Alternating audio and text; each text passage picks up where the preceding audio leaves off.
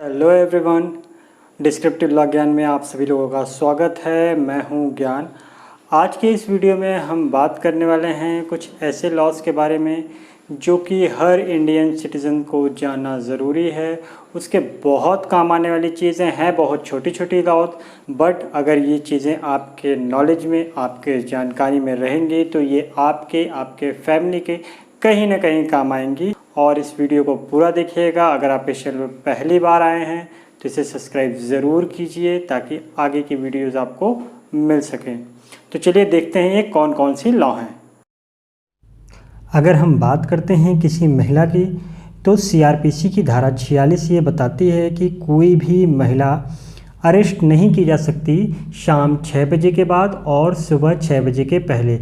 इसका अर्थ ये है कि वो महिला रात में गिरफ्तार नहीं की जा सकती, और अगर अति आवश्यक है उस महिला को गिरफ्तार करना ही करना है तो उस पुलिस ऑफिसर को महिला को गिरफ्तार करने के लिए मजिस्ट्रेट के वारंट की ज़रूरत पड़ेगी।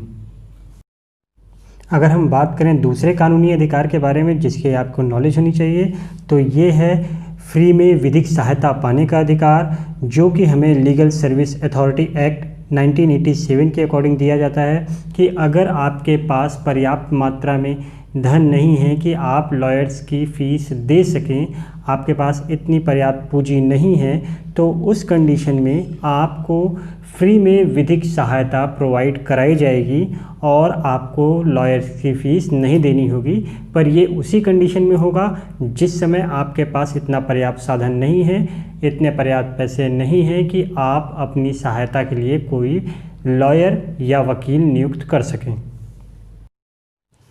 तीसरी कंडीशन मोस्ट इम्पॉर्टेंट कंडीशन है, क्योंकि ये एलपीजी कंज्यूमर से रिलेटेड है और ये कंज्यूमर को प्रोटेक्ट करती है किसी भी तरीके के एक्सप्लोजन से जो कि सिलेंडर से होता है।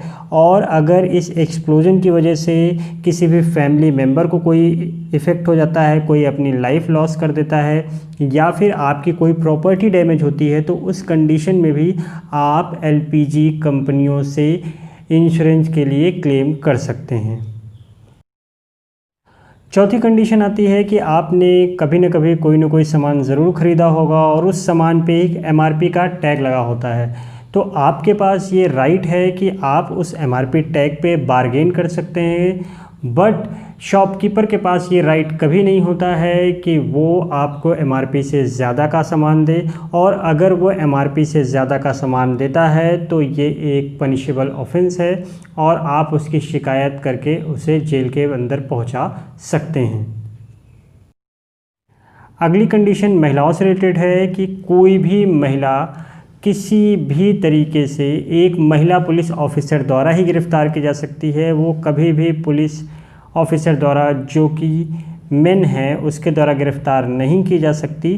अगर बहुत ही ज़्यादा क्रिटिकल कंडीशन है, सीरियस क्राइम है, तो किसी पुरुष ऑफिसर को एक रिटन में परमिशन लेनी होगी मजिस्ट्रेट की, तभी वो महिला को गिरफ्तार कर सकता है किसी सीरियस क्राइम के लिए। अदरवाइज़ किसी भी पुरुष ऑफिसर को महिला को गिरफ्तार करने का राइट नहीं है। अगली कंडीशन आती है हिंदू मैरिज एक्ट 1955 के सेक्शन 14 की, जिसमें ये कहा गया है कि कोई भी पति या पत्नी 1 साल के भीतर अपने डाइवोर्स का मुकदमे के लिए कोर्ट में किसी भी तरीके का एप्लीकेशन नहीं दे सकते, ना ही वो एप्लीकेशन फाइल कर सकते हैं।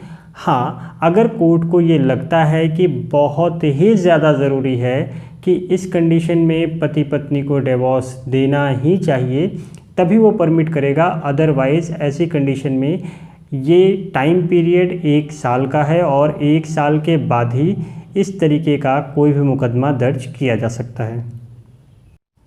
अगली कंडीशन उन लोगों के लिए है जो कि अल्कोहल पीकर गाड़ी चलाते हैं। तो अगर आपने 100 ml से ज़्यादा अल्कोहल कंज्यूम की है और आपके ब्लड में 30 mg से ज़्यादा की अल्कोहल पाई जाती है चेकिंग के दौरान, देन अ पुलिस ऑफिसर आपको अरेस्ट कर सकता है विदाउट अ वारंट। अगली कंडीशन आती है हिंदू एडॉप्शन एक्ट के अंतर्गत कि कोई भी मैरिड कपल एक ही तरीके के दो बच्चे अडॉप्ट नहीं कर सकता। यहाँ पे एक ही तरीके के बच्चे का मतलब है कि आप एक साथ दो लड़कों को अडॉप्ट नहीं कर सकते, आप एक साथ दो लड़कियों को अडॉप्ट नहीं कर सकते, आप सेम सेक्स के बच्चों को अडॉप्ट नहीं कर सकते। आप एक लड़का और एक लड़की ही गोद ले सकते हैं, सेम सेक्स के बच्चे को अडॉप्ट करना यहाँ अलाउ नहीं करता।